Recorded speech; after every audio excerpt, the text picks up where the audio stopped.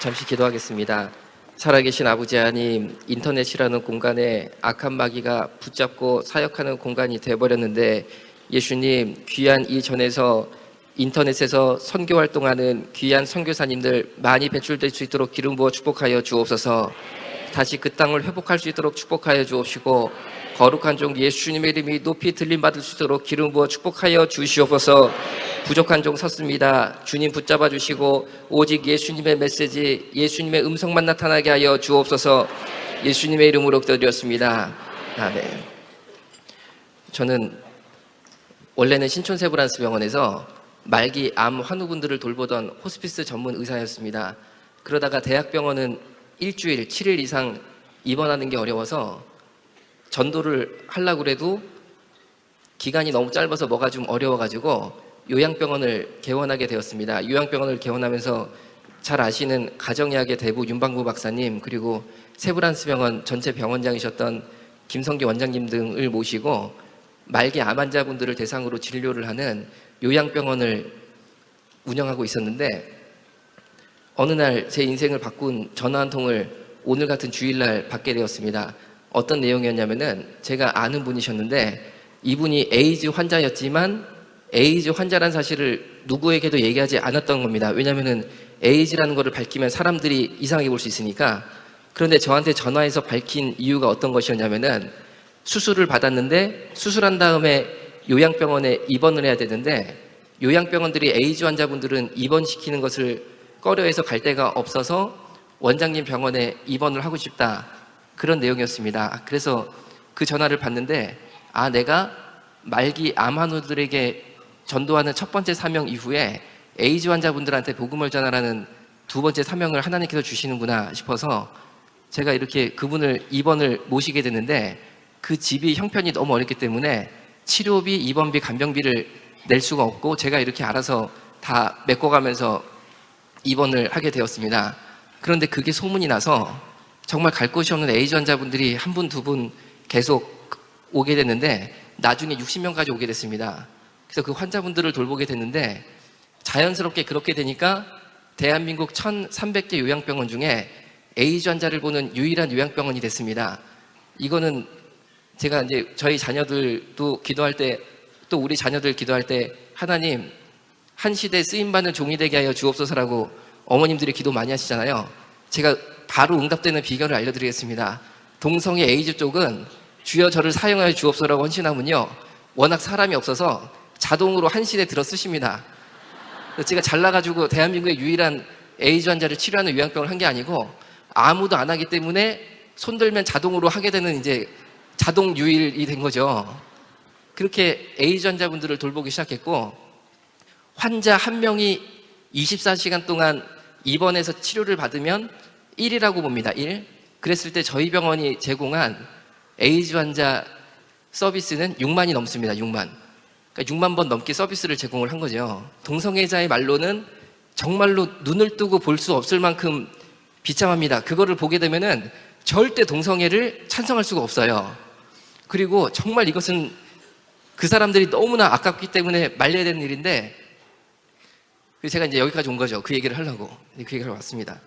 이제부터 이제 이 파워포인트를 보면서 말씀을 올릴 텐데 굉장히 끔찍한 장면들이 나오거든요. 그런데 어쩔 수 없어요. 저희 집 애가 셋인데 9살, 6살, 1살. 1살 애가 12월 25일 날 태어났습니다. 크리스마스 때. 어제가 돌이었어요.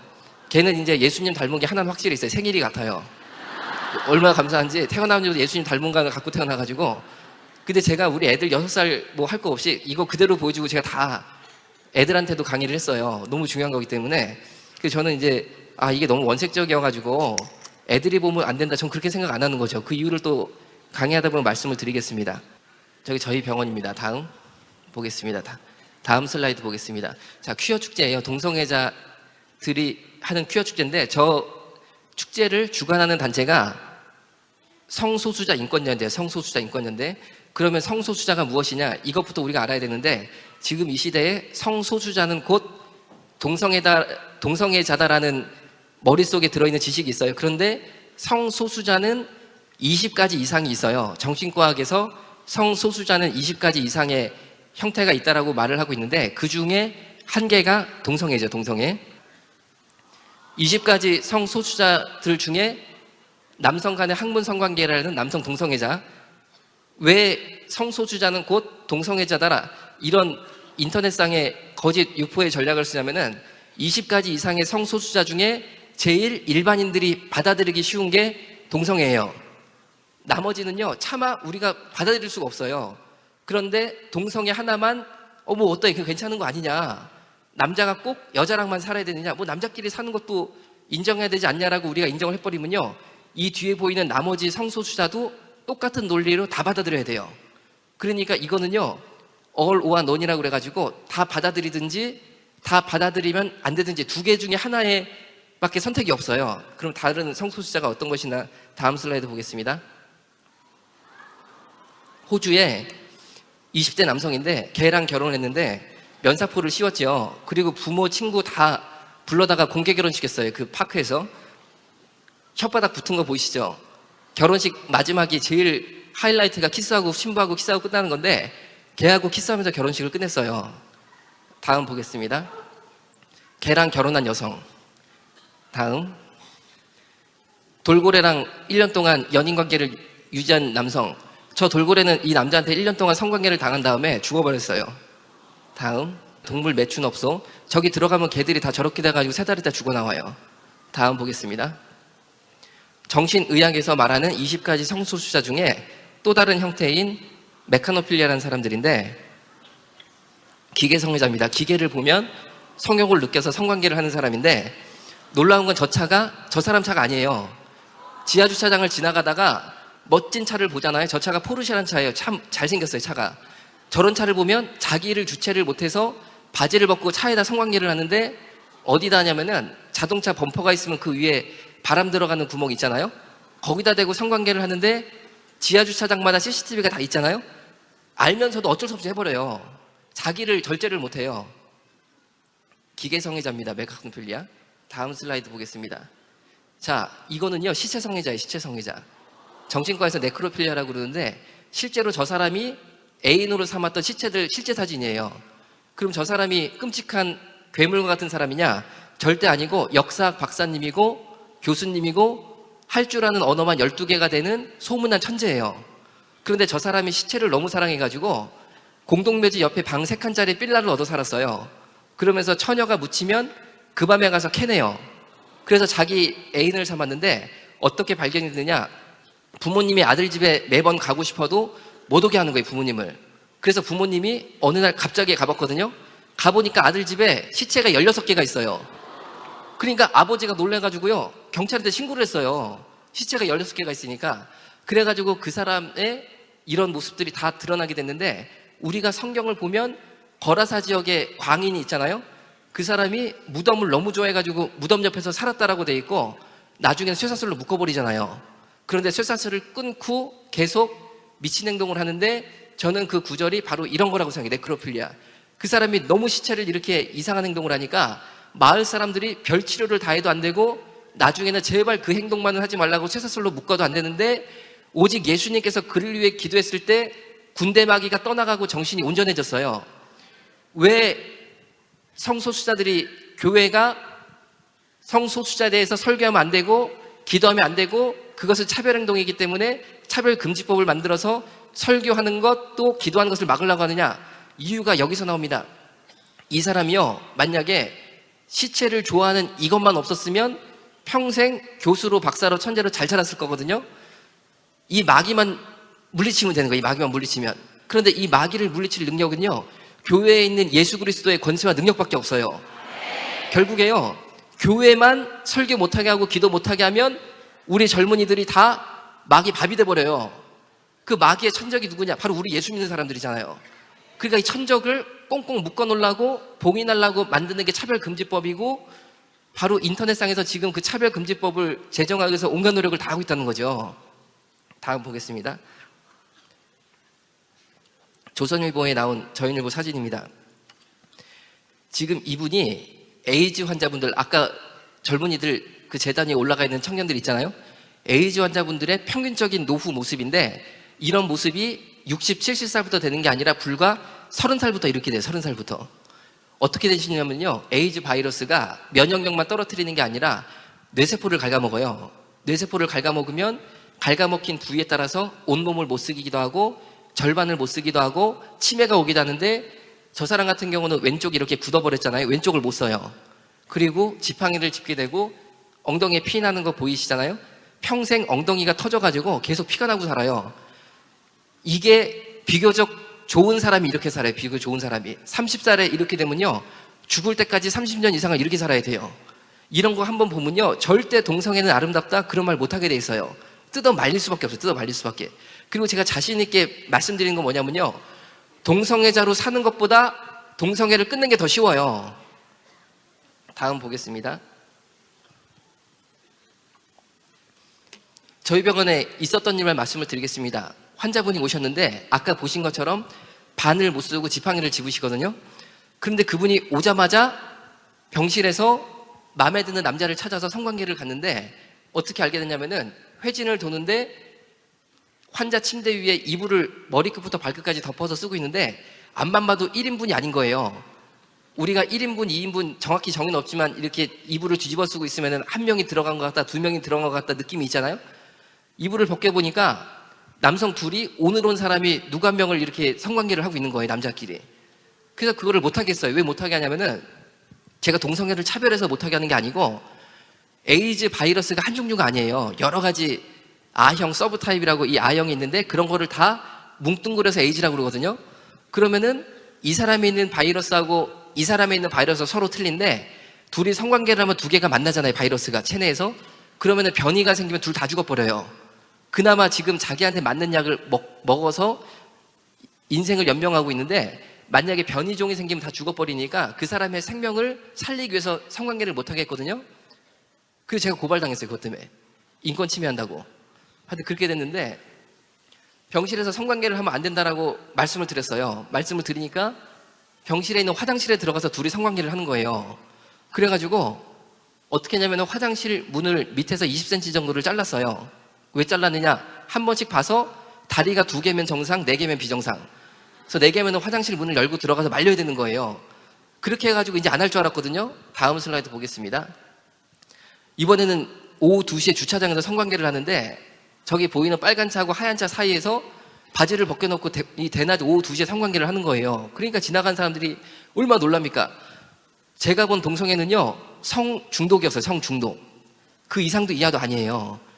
저희 병원에 일반 환자가 200명이 넘게 있고 에이즈 환자가 60명 있었을 때, 일반 환자 200명 중엔 저런 경우가 단 한 건도 없었어요. 그런데 동성애자들은 저런 모습을 보였거든요. 그리고 제가 면담한 수많은 동성애자들의 고백이 뭐였냐면은, 동성애는 성중독이라는 거예요. 다음 보겠습니다. 동성애자들이 그렇게 얘기를 합니다. 꼭 에이즈가 동성연애를 통해서만 감염되는 것이 아니라 수혈, 피 받는 것을 통해서도 감염이 가능하다, 이 얘기를 하는데, 결론적으로 말씀드리면은 2013년도 통계를 보면요, 100% 다 성관계로 에이즈가 감염이 됐어요. 현재 에이즈는 성병이에요, 성병. 다른 이유가 없어요. 그런데 그 사람들이 말하는 수혈로 인한 감염, 이거는 이전에 있었는데 2006년 이후로는 수혈로 인한 감염이 없었거든요. 그런데 동성애자들이 꼭 에이즈가 남성 간의 항문 성관계를 통해서만 감염되는 게 아니고 수혈을 통해서도 감염될 수 있다, 이 얘기를 할 때마다 전 진짜 가슴이 아파요. 왜 아프냐면요, 보세요. 국내 최초의 수직감염인데, 수직감염이라는 것은 에이즈 엄마가 난 아기가 에이즈 아기가 돼서 죽은 거거든요. 그러면 어떤 생각할 때, 야, 엄마가 엄청 물란했나 보다, 어떻게 엄마가 에이즈에 걸리냐, 이렇게 생각하시겠지만 그게 아니었고요. 엄마가 정상인이고 멀쩡한 사람이었는데 제왕절개를 받았어요. 제왕절개를 받다 보면 수혈을 받아요. 피가 많이 나니까. 그런데 해필이면 에이즈피를 받은 거예요. 그래서 애가 에이즈 아기가 나왔는데, 애가 2살 때, 2살이니까 미국 나이로는 1살이죠. 죽어버렸어요, 장출혈로. 애가 장출혈로 죽었어요. 얼마나 고통스러워서, 갓난 애기가. 엄마는 에이즈 엄마가 돼버렸고, 이 집 남편 아직도 살아있어요. 그런데요, 하루아침에 에이즈 피로 인해서 아내 에이즈 환자대 애기 에이즈로 죽어 집안이 풍비박산 났거든요. 그런데 이런 에이즈 헌혈의 대다수가 동성애자의 헌혈로 인한 거였어요. 그런데 꼭 동성애를 통해서만 에이즈가 감염이 되는 게 아니고 수혈을 통해서 감염된다, 이런 말을 동성애자 입에서 할 때는요, 저 진짜 너무 가슴이 아파요. 그럼 그 피를 누가 헌혈했냐? 전 이거를 물어보고 싶은 거죠. 그 피를 누가 줬는데, 그리고 왜 동성애를 하면 에이즈에 걸릴 수 있는데 왜 헌혈을 했을까? 왜 헌혈을 했을까? 그렇잖아요? 왜 헌혈을 했을까? 그거를 묻고 싶어요, 정말로. 그런데 이게 참 무서운 게요, 그 누구도 이런 에이즈 동성애자 헌혈로 인해서 가정이 풍지박산난 이런 거는 어느 언론도 안 다뤄요. 어느 언론도. 맨날 동성애자분들 차별받는다, 그분들의 인권만 얘기하지 이런 사람들 인권을 얘기를 안 하는 게 대한민국이에요. 다음 보겠습니다. 여러분이 살고 있는 대한민국이요, 에이즈 검사를 하려면 보건소에 가서 익명검사라는 걸 시행하는데, 이게 어떻게 되는 거냐면은, 예를 들어서 제가 동성애를 한다고 생각하세요. 물론 아니지만 애가 셋이라니까 이제 처음에 말씀드렸잖아요. 근데 절대 나는 아니지. 하여튼 간에 예를 들어서 제가 이제 그렇다고 생각하시고, 그런데 에이즈에 좀 걱정이 돼요. 그러면 어떡하냐면요, 12월 28일에 가까운 구로구 보건소를 가가지고 저 에이즈 검사하러 왔습니다, 익명검사 하러 왔습니다, 그러면요, 주민등록증이나 신분증은 아예 안 보여줘요. 그리고 내 암호를 내가 정해요. 저는 12월 28일 날 방문한 1번입니다. 1번이 제 암호예요. 그럼 피를 뺀 다음에 그걸로 끝이에요.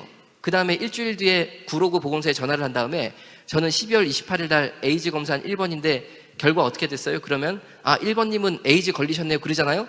그걸로 끝이고, 전 지구상에 이 사람이 에이즈 감염된 사실은 자기밖에 몰라요. 보건소 직원도 모르게 돼 있어요. 네이버에 누가 질문을 올려냐면은, 에이즈 익명검사 후에 에이즈로 밝혀져도 정말 집창촌이라고 아시죠? 창녀촌. 거기 막 다녀도 되느냐? 국가가 나를 제재하지 않느냐? 답변이 뭐라고 나왔냐면요, 에이즈 익명검사는 지구상에 너만 하는 거고, 어디를 다니던 무슨 행동을 하던 국가가 알지도 못하니까, 제재하지도 못하니까 마음대로 살아라, 이게 답변이에요. 이게 대한민국입니다. 다음 보겠습니다. 후천성 면역결핍증 예방법이 에이즈법인데, 그런데 이게 운이 좋다 혹은 나쁘다라고도 말할 수 있는데, 대학병원에 가셨다가 수술 같은 거를 받으러 갔다가 우연하게 에이즈 검사를 하는 경우 있거든요. 그런 경우에 에이즈로 밝혀지면은 이미 내 신분은 노출이 됐잖아요. 대학병원에 이미 내가 등록을 시켰잖아요. 그런 경우는 병원에서 직접 국가에 보고를 해요. 그렇게 해서 보고된 자가 우리나라에 1만 명이 넘어요. 그런데 에이즈 환자가 보고된 사람만 1만 명이 넘는다는 거는, 아까 말씀드린 것처럼 익명검사는 수치에 안 들어가거든요. 국가가 파악할 수가 없으니까. 우리나라의 에이즈 환자 수는 UN 에이즈 통계법에 의하면 4만 명이 넘다 그래요. 4만 명이 넘다 그래요. 그런데 신원이 밝혀진 에이즈 환자 1만 명이 이 법에 의해서 일부러 에이즈를 전파시키면 처벌을 받게 돼 있는데, 이게 안 된다, 일부러 에이즈 전파시켜도 처벌하면 안 된다 해가지고 이 법을 폐지하라고 국가인권위원회가 법무부에 요청을 해놨어요. 큰일 났어요. 대한민국이 지금 큰일 났어요. 왜냐하면 인권운동가 중에 에이즈 환자들이 있거든요. 그 사람들이 인권위원회를요, 국가인권위원회를 이렇게 한 거, 이렇게 해가지고 이 법 지금 폐지하라고 권고 들어갔어요. 다음 보겠습니다. 동성에 대해서 궁금해하시는 분들이 뭘 궁금하시면은, 첫 번째가 동성연애죠. 동성연애를 하면 아프지 않느냐? 왜? 항문을 이용하니까 아프지 않느냐? 당연히 아프죠. 두 번째가 지저분하지 않느냐? 당연히 지저분하죠. 그런데 하나님이 우리한테 장을 만들어주시고 항문을 만들어주셨을 때 절대 성관계를 못하게 만드셨어요, 애초에. 왜 그러냐면요, 만약에 항문으로 성관계를 하면 대변을 보게 돼 있어요. 대변을. 장이 자극을 받아가지고 대변을 보게 돼 있거든요. 그렇기 때문에 항문으로 성관계를 할 수가 없는데, 동성연애를 할 때는 항문을 이용하잖아요. 그렇기 때문에 어떻게 하냐면요, 이 센조이라는 걸 하는데, 이건 뭐냐면은, 모텔에 가면은 샤워기가 있잖아요. 그러면 샤워기 헤드 이렇게 물 나오는데 거기를 돌려서 뺀 다음에 이 샤워기 줄만 남죠. 저 화면에 보는 것처럼 호스만 남잖아요. 저 호스를 10cm를 항문으로 집어넣어요. 그 다음에 물을 틀어요. 어느 때까지 틀냐면요, 장 전체에 물이 꽉 찰 때까지 틀어요. 물고문이죠, 물고문. 그 다음에 양변기에 앉히면 안에 있는 게 나오잖아요. 이거를요, 최소 4번 내지 5번을 해요. 반복을. 왜 그러냐면은 안에 있는 대변이 다 빠질 때까지 하는 거예요. 그 다음에 저 샤워기를 다시 헤드를 조립해서 올려놓으면은, 그 다음에 모텔에 들어간 손님은 그것도 모르고 샤워를 하고 양치질도 하면요, 저기에 묻었던 에이즈 바이러스, 간염 바이러스, 매독균 다 뒤집어 써요. 저 같은 경우는 샤워할 때 꼭 양치질을 하거든요. 이제 먹는 거, 이제 다 막 묻고 피도 나고 그러는데, 저는 그래서 호텔에 갈 때마다 샤워기를 보면서 생각을 합니다. 주여, 제발 아니게 하여 주옵소서. 그렇다고 이거를 갈 때마다 빼가지고 닦을 수도 없잖아요. 여러분 팀 쿡이 애플사 사장님이 동성애자로 커밍아웃 했잖아요. 어떤 사람들은 멋있다 그럴지 모르지만 전 그거 딱 봤을 때 저 사람도 호텔 가가지고 그렇게 하시겠구나. 야, 참 미국이란 나라가 큰일이다. 미국 큰일입니다. 제가 얼마 전에 미국 갔다 왔는데 미국 가서 동성애 특강을 했어요. 한인교회 다니면서 쫙 그냥 LA부터 시작해 뉴욕까지 다 했거든요. 했는데 특강 끝나면은 상담이 들어와요. 우리 교포 2세들한테. 왜 상담이 들어오냐면요. 13살 먹은 애가 본인의 동성애로 고민을 하는데 왜 동성애에 빠지게 됐냐면요. 동성애 포르노가 있어요. 게이 포르노. 남자들끼리 성관계하는 거 담은 거. 그게 진짜 마귀의 덫이거든요. 그거를 자꾸 보면요. 뇌가 동성애자가 되게 돼 있어요. 뇌에서 나오는 호르몬이 동성애 호르몬이 나와가지고 동성애자가 되게 됐는데 얘가 1년 동안 그거 중독된 다음에 나는 동성애자다라고 커밍아웃을 했어요. 그런데 본인이 그 게이 포르노를 끊을 마음이 있거든요. 그래서 미국의 정신과 의사들한테 전화를 해서 예약을 잡는데 모든 미국 정신과 의사가 다 진료를 거부를 했어요. 왜냐면요, 미국은 차별금지법 또 동성애자 단체가 세니까 동성애 문제로 상담을 하면 그 뒤에 의사가 공격받기 때문에 어느 의사도 동성애를 끊고 싶어하는 고민 있는 청소년들을 만나주질 않아요. 미국이 실제적으로는요, 동성애 치유에 대해서는 의사가 없는 거예요. 무의촌이 됐어요. 그래가지고 상담을 이렇게 했는데 너무 아쉬운 거예요. 왜? 조금만 이 나이에 도와주면 얘는 동성애자가 안 되는데 아무도 도와주지 않으니까 본인이 그 늪에서 빠져나오지 못해가지고 점점 동성애자가 되고 있는 우리의 후손들이. 그래서 제가요, 야, 이거 미국에 매년 가야겠다 생각을 했는데 제가 상담을 하려고 그러니까 옆에서 얘기를 하는 거예요. 미국에서 동성애로 상담하면은 경찰이 수갑 쳐가지고 데리고 간다네요. 차별금지법 위반했다고. 그래서 저는요, 조금 더 겁나지 않았어요. 왜냐면요, 날 수갑을 채워서 데려가면 저를 강제 출국시키겠죠. 그렇잖아요? 강제 출국되면은 그 뭐 무서워요? 그게 뭐가 무서워요? 그렇잖아요? 그리고 만약에 여만섭이가 미국 가가지고 동성애 강의 위에 동성애로 고민하는 청소년을 상담하다가 미국 경찰한테 수갑 차고 가가지고 유치장에 3일 있다가 강제 출국 당했다. 이 소식이 대한민국에 전해지면요, 우리 대한민국에 얼마나 피 끓는 크리스찬 의사들이 많은데 제가 볼 때 저 하나 그렇게 되면요 100명 일어나요. 100명. 그래서 다 휴가 내가지고 미국 가가지고 상담 다 할 거야 아마. 그 100명이 잡히잖아요. 그럼 1000명 일어나. 걱정할 필요가 없어. 걱정할 필요가 없어. 다음 보겠습니다.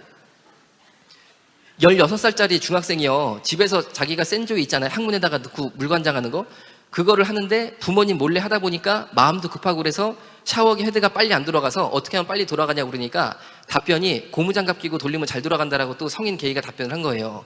우리 자녀들을 우리가 지켜야 돼요. 우리가. 다음 보겠습니다. 피스팅은 어떤 거냐면은 항문으로 성관계할 때 당연히 아프기 때문에 할 수가 없거든요. 그래서 동성애자들이요, 항문을 늘려버려요. 자기 항문을. 그래서 결국에는 항문 장애인이 되는데 피스팅이라는 걸 하는데 저 피스팅은 동성애자들이 개발한 건데 어떤 거냐면 주먹을 항문에 집어넣어가지고 항문을 늘려버리거든요. 다음 보겠습니다. 우리나라 다음 카페잖아요. 거기 피스팅 클럽이 있어요. 같이 확장하실 분 구합니다. 확장이 동성애자 은어로 주먹을 항문에 집어넣어서 항문을 늘리는 걸 확장시킨다고 그러는데 같이 확장하실 분 구합니다. 확장해 주실 분 찾아요. 내 항문을 늘려달라고 광고를 낸다니까요. 맨 밑에 보시면요, 울산에 땡땡님 절 피스팅 해주세요. 울산 하는 분 계세요? 울산? 울산에서 오신 분? 울산에 남의 항문에다가 주먹 넣어가지고 늘려주는 거 전문가가 살아요. 그래가지고 울산에 땡땡님 제발 절 만나주셔서 제 엉덩이 항문에다가 당신의 주먹을 넣어주세요 광고를 하면요, 만나는 거예요. 모텔을 정해가지고. 다음 보겠습니다. 남자 고등학생인데 18 먹은 애인데 걔가 이 글을 올린 거예요. 얼마 전에 500cc짜리 포카리 스웨트병을 자기 항문에 집어넣는 성공했다라고 자랑 글을 올렸어요. 다음. 또 다른 남자 고등학생인데 자기 스스로 피스팅을 하다가 장이 밖으로 튀어나왔다는 거예요. 어떻게 하면 좋냐 그러니까 다른 사람이 답변을 줘요. 다시 장을 쑤셔 넣고 기다리면 된다, 이렇게 답변을 주는 거예요. 다음. 제가 지금은 좋아서 저러지만요, 18살인데 10년 동안 저 활동을 하면요 30살부터는 항문 장애인이 돼가지고 변실금 환자가 되고 기저귀 차고 살아야 되거든요. 우리 몸은 하나님이 주신 거룩한 성전인데 동성애는 우리 몸을 파괴해요. 결국에 장애인이 되게 만들어요. 에이즈 약값. 제 주변에 에이즈로 걱정하는 분이 계셔가지고 약값을 물어봐서 감염내과가 에이즈 약을 처방하는 과입니다. 바이러스 알약. 바이러스 알약을 3알을 먹는데 이거를 먹으면 에이즈가 치료되진 않지만 바이러스를 상당히 억제를 시켜가지고 오래 살 수가 있어요. 그런데 그분이 약값을 걱정해서 공공진료, 노숙자 진료하는 아주 좋은 종합병원 있거든요. 거기 과장님한테 전화를 해서 문자로 여쭤보니까 약값이 60만 원 된다 이렇게 말하잖아요. 60만 원 뭐 그럴 수 있지. 그게 아니고 결론적으로 600만 원이에요. 600만 원. 600만 원 약값이 나오면 90%인 540만 원은 국가에서 병원으로 주고 환자는 A전자는 60만 원만 병원에 내요. 그러면 60만 원 영수증을 받은 다음에 보건소에 가면은 그거를 또 바로 줘버리거든요. 이게 다 국민 세금으로 나가고 있어요. 대한민국에서 치료비 전부, 입원비 전부, 간병비까지 지원받는 거는 A전자밖에 없어요. 독립유공자보다 A전자가 대우가 더 좋아요. 이게 대한민국이에요. 다음 보겠습니다. 2013년도에 에이즈 환자에 대한 사회적 비용이 4조를 돌파했는데 2015년도는 5조가 돌파를 했어요. 올해는 5조가 돌파를 했고 향후 10조에 도달하는 게 불과 앞으로 10년이 안 남았어요. 다음 보겠습니다. 자, 저희 병원이 그렇게 에이즈 환자분들을 돌봄을 제공하고 있다가 제가 동성애자 에이즈 단체한테 완전히 물어뜯기게 되거든요. 그 이유가 지금 이 청년 때문에 그러는데 14일 동안 저희 병원에서 치료 잘 받고 소천했어요. 돌아갔어요. 그래서 저 환자에 대해서 진료 소홀이 있었다, 인권 침해가 있었다, 이거로 제가 엄청나게 공격받게 됐는데 그 이후에 말씀을 지금부터 드리겠습니다. 자, 저 청년 같은 경우는요, 일부러 제가 말씀드리는 이유가 있어요. 이게 에이즈다, 이제 그거를 알려드리고 이게 에이즈다. 왔을 때 진단명이 12개가 붙었어요. 신촌 세브란스에서 왔거든요. 12개가 붙은 첫 번째가 뭐냐면요, 에이즈 감염. 에이즈 감염은 이 친구가 22살 때 진단을 받았어요. 22살 때. 시간이 얼마 안 남아서 제가 이제 빨리빨리 더 이제 할 거예요. 22살에 에이즈 진단을 받았는데 22살에 에이즈 진단을 받은 이유가 숨 쉬는 게 너무 힘들어서 병원에 갔었는데 결핵이 양쪽 폐에 엄청나게 심하게 왔거든요. 이렇게 심한 결핵은 요새 없기 때문에 혹시 에이즈에 감염이 돼가지고 결핵이 온 게 아닐까 싶어서 검사를 해보니까 에이즈였어요. 그런데 에이즈라는 건 걸린 다음에 10년 동안 증상이 없어요. 10년 동안. 그거를 무증상기라고 그래요. 이 친구가 22살에 이런 증상이 심하게 온 것은 최소 10년 전에 감염이 된 거고, 그건 뭐냐면요, 12살 이전에 에이즈에 걸렸어요. 12살 이전에. 12살짜리가 무슨 수로 에이즈에 걸려요? 그렇잖아요. 동네에 남성 동성애자 에이전자가 있었던 거예요. 그 친구가 이 남성 동성애자한테 잘못 걸린 거죠. 그래서 학문성관계를 당해버려가지고 에이즈에 걸린 거죠. 다음 주에 제가 상담하는 이야기 돼 있거든요. 그 청년이 동성애자로 살고 있어요. 그런데 왜 상담을 요청했냐면은 2주 전에 34살 먹은 남자하고 번개라고 갑자기 팍 만나는 거 있잖아요. 그래가지고 성관계를 했어요. 학문 성관계를 했는데 헤어지면서 둘 다 남자죠. 남자인데 헤어지면서 남자 역할 했던 친구가 얘한테 이거 있잖아, 너 2달 있다 에이즈 검사 받아봐 그러고 싹 도망을 가버리더래. 에이즈 환자였던 거. 그러니까 이 친구가 걱정이 되잖아요. 이 친구가 상담 신청을 해가 다음 주에 만나기로 했어요. 여러분 10대 우리 아이들을 지켜야 됩니다. 지켜야 돼. 진짜 우리가 기도하면서 지켜야지 돼요. 12살에 이런 안 좋은 일을 경험을 통해서 에이즈에 걸렸는데 이번 신경매독이 뭐냐면요, 다시 이제 처음부터 들어갈게요. 22살에 에이즈하고 결핵이 진단 받은 다음에 에이즈 결핵약을 잘 처방받고 먹었던 게 아니고 그 길로 병원을 도망을 가요. 왜 도망갔냐면요, 죽고 싶은 거예요. 왜? 내가 10대 때 그렇게 못된 사람 만나가지고 남자가 남자네 강간을 당해가지고 그것도 내 인생의 트라우마인데 에이즈까지 올랐다니까 살기고 싶지 않은 거예요. 그래가지고 도망을 가거든요. 도망간 다음에 10년 있다가 다시 병원에 나타나요. 왜 나타났냐면요, 내가 한번 살아봐야겠다 이래서 나타난 게 아니고 통증이 너무 심해가지고 어쩔 수 없이 나왔는데 2번이 그거예요. 신경매독. 신경매독은 뭐냐면요, 매독에 걸렸는데 치료를 안 받으면 매독균이 뇌하고 척추를 갉아먹어요. 이때 통증은 이루 말할 수가 없다고 그러거든요. 사람 완전 미쳐버린대요. 그게 돼서 왔는데 검사를 해보니까 3번 활동성 좁쌀결핵이 뭐냐면요, 양쪽 폐에 결핵균이 꽉 차버렸어요. 그냥 폐에.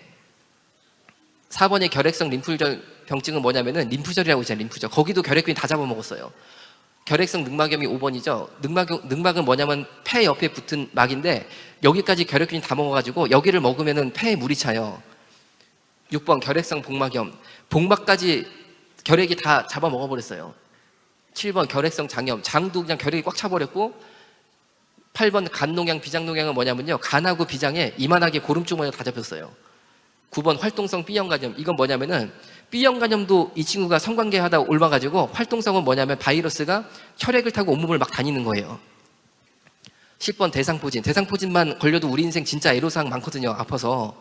대상포진. 11번 구강 칸디다증. 이건 뭐냐면 입안에 곰팡이가 펴가지고 입안에 허옇게 이게 그냥 다 곰팡이로 그냥 이렇게 덮여버린 거예요. 12번 장루 상태 인공항문은 뭐냐면은 이 친구가 더 이상 항문을 못 써요. 그래가지고 인공항문을 만들었어요. 이래가지고 저희 병원에 왔는데 죽는다는 얘기 듣고 왔어요. 올 때. 다음 보겠습니다.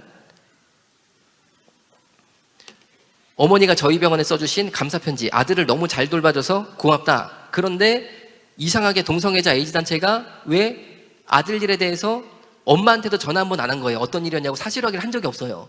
그런데 14일 만에 죽었다라고 수동 연소양병원에 인권침해 있었다라고 기자회견을 하고 이걸 방송에 내니까 너무 이거는 잘못된 거고 안 그랬으면 좋겠다라는 편지를 직접 손으로 써주신 거예요. 다음 보겠습니다. 동의서, 그 환자에 대해서 진실을 유포하라고 저희한테 동의서를 써줬어요. 하도 시민단체가 동성애자 에이즈 단체가 거짓말로 막 하니까 제가 진실을 유포하라고 동의서를 써준 거예요. 다음. 신촌 세브란스에서 저희 병원에 환자를 보냈던 교수님 소견서인데 환자가 사망한 것은 급격한 사망 가능성이 높은 상태에서 전원이 됐기 때문이고 수동 연소양병은 과실이 아니다라는 소견서. 다음. 그런데 이제 이런 식으로 공격이 되는데 저희 병원 바로 정문에서 데모를 하는 거예요. 이때까지만 해도 저희 병원에 에이즈 환자가 있다는 것을 정말 비밀로 지키고 했었거든요. 우리 의사 간호사들이요, 환자 보다가 깨물리게 하죠. 환자가 식물인간이 되니까 바이러스가 뇌를 갈구면서 식물인간이 되면요, 자기도 모르게 혀를 이루고 깨물어가지고 혀가 막 잘려요. 그래서 그 혀를 구한다고 그냥 지금 바로 그러니까 어디 가가지고 도구 갖고 올 시간도 없잖아요. 그 시간이 벌써 혀 다 잘라주고 없잖아요. 맨손을 집어넣어가지고 벌렸어요. 벌리다가 손가락까지 깨물렸어요.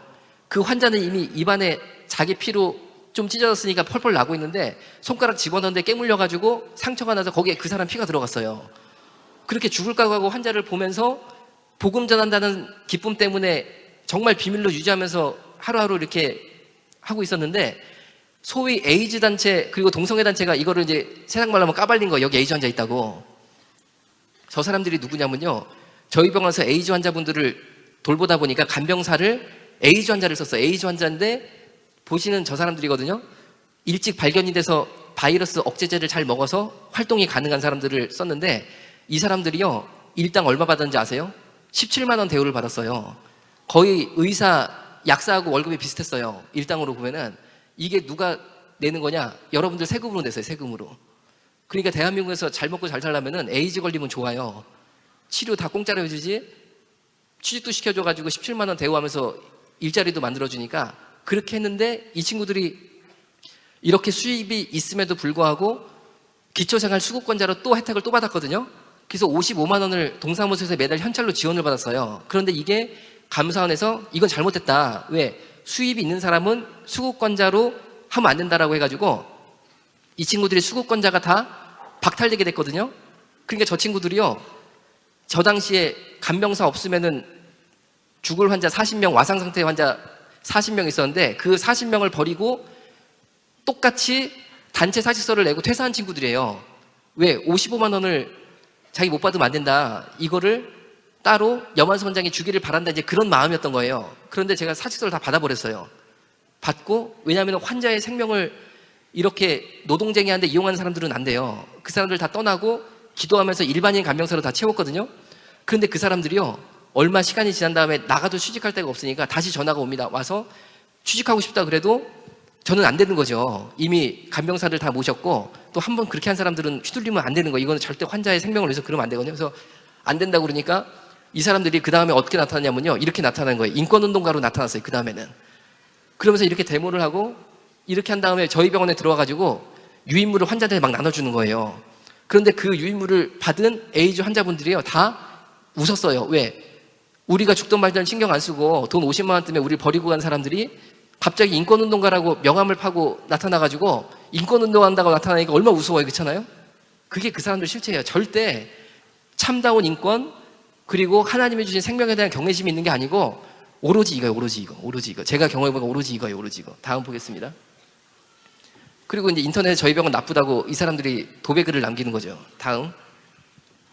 그래서 일이 이렇게 되니까 질병관리본부에서 저희 병원에 있었던 에이즈 환자분들을 국립경찰병원으로 다 후송을 시켰거든요. 후송시키니까 그럼 감사한 거잖아요. 국립경찰병원이 에이즈 환자 돌보니까. 경찰병원 나쁘다고 또 도배글을 남겨버려요. 다음. 이 사람들이 요구한 게 뭐였냐면요, 이건 검찰 결과 나타난 거예요.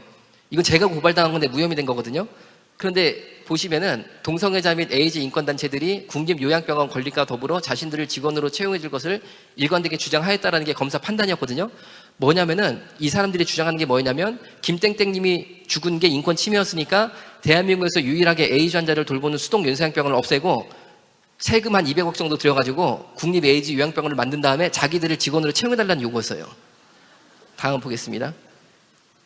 그것만 요구하는 게 아니에요. 장애인 지정은 뭐냐면은 에이즈 환자 중에 아까 처음 사진 보신 것처럼 몸에 휴유장애가 있는 사람은 장애인으로 지정해서 장애수당을 매달 주거든요. 몇십만 원씩 주는데 그게 아니고 아까 현수막 치고 데모한 친구들 있잖아요. 그 친구들은 휴유장애는 없어요. 몸 못 쓰는데 없는데 그 사람들조차도 장애인으로 지정을 해줘서 매달 장애수당을 받게 해달라는 요구예요. 제가 하도 답답해가지고 그럼 어디가 장애가 있는 거냐고 물어봤거든요. 그 사람들한테. 그러니까 그분들이 하는 말이 면역장애네. 면역장애. 면역이 떨어져 있으니까. 다음 보겠습니다. 또 하나 요구하는 게 트랜스젠더라고 있잖아요. 성전환 수술 비용도 국민 세금으로 80% 지원달라는 요구를 하고 있어요. 저기 몇 천만 원 나오는데 야 너무하네 너무해. 다음 보겠습니다. 국가인권에 제가 고발당했는데 기각되고 다음 검찰한테 4가지 고발되는데 또 무혐의 되고 다음 우간다가 전 국민의 60%가 에이즈 환자였었는데 다음 보겠습니다.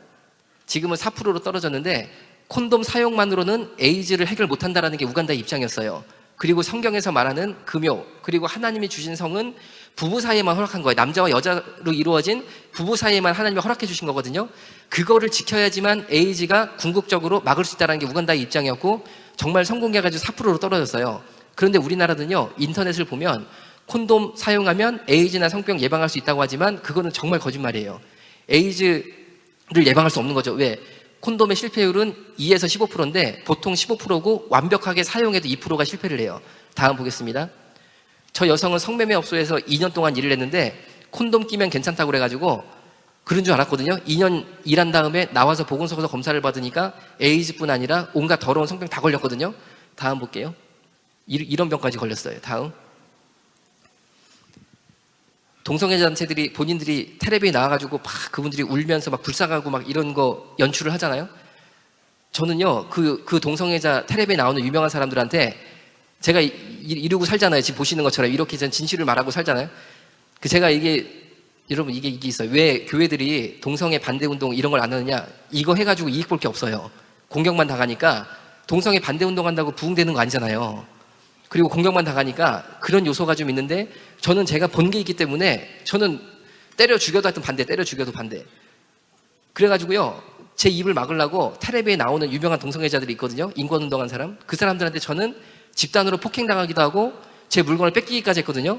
그런데 텔레비에 나오면 그 사람들이 막 차별받는다고 울고 이런 거 보면요 제가 속으로 웃으면서 뭐라고 얘기하냐면요 저분은 차별받을 인간이 아니신데 절대 그분들 여러분 차별받을 사람들이 아니니까 그런 걱정 안 하셔도 돼요. 동성애들 차별받을 불쌍한 걱정 안 하셔도 돼요.